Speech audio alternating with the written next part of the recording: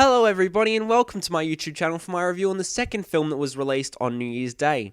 This is the first animated film released in 2020 and it combines the talented actors in Will Smith and Tom Holland. So this is Kia's Reviews and this is my review of Spies in Disguise. We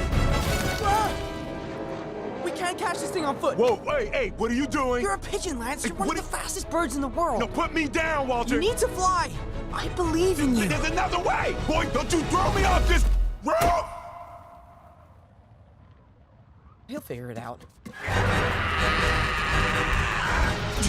Come on, I'm gonna die! Spies in Disguise is a very average movie made for kids and can't really be taken seriously.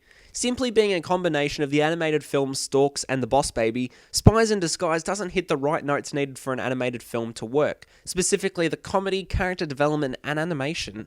One of the few impressive aspects to this movie is the voice acting, mainly by Will Smith, but the chemistry between Tom Holland and Will Smith is what really kept this film from being a disaster. Feeling appropriate for the holidays by being fun and entertaining, Spies in Disguise lacks qualities that most animated classics are made to be so memorable.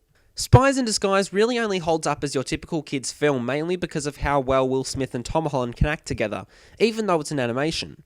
The film itself may be a long stretch and at times a bit ridiculous, but the one aspect that every person coming out of seeing this film will praise is the characters, even though their development is quite out of tune.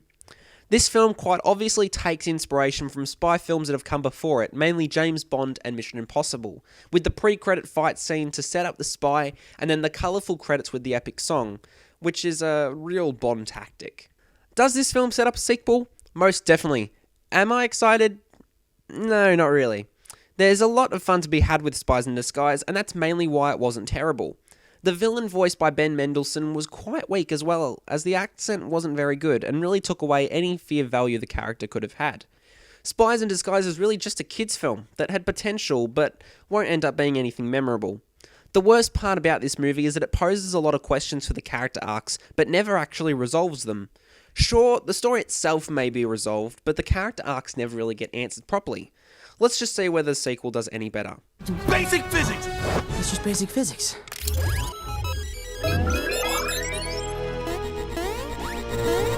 You're right. We can do this. Beckett! We can do this. Beckett, don't you? We're gonna do this. We can do this!